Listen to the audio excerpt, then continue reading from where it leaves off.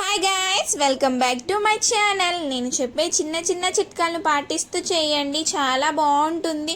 ముందుగా చేపల్ని ఉప్పు పెరుగుతో బాగా వాష్ చేసుకోండి. తర్వాత అల్లం, వెల్లుల్లి, జీలకర్ర, ధనియాలు మెత్తగా పేస్ట్ చేసుకొని పక్కన పెట్టుకోండి. ఆ తరువాత చిన్న చిన్న పీసెస్గా ఉల్లిపాయలు, పచ్చిమిరపకాయలు కట్ చేసుకోండి.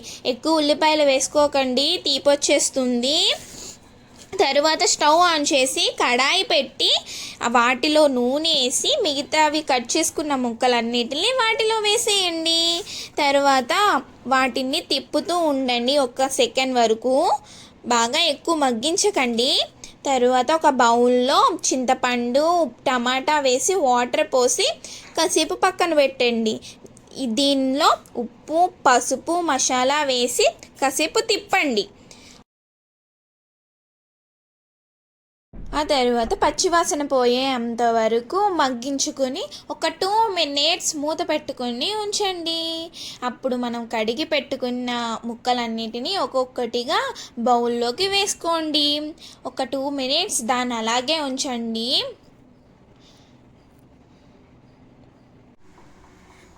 తర్వాత తగినంత కారం వేసుకొని ఒక 1 మినిట్ పాటు అలాగే ఉంచండి.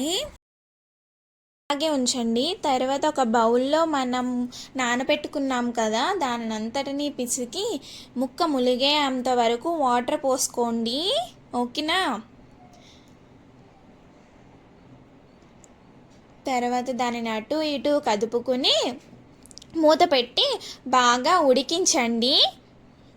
మొత్తం ఉడికిపోయాక మనం కట్ చేసి పెట్టుకున్న కొత్తిమీరని పైన వేసుకుని సర్వ్ చేసుకోవడమే. అంతే, గుమగుమలాడే చేపల పులుసు రెడీ.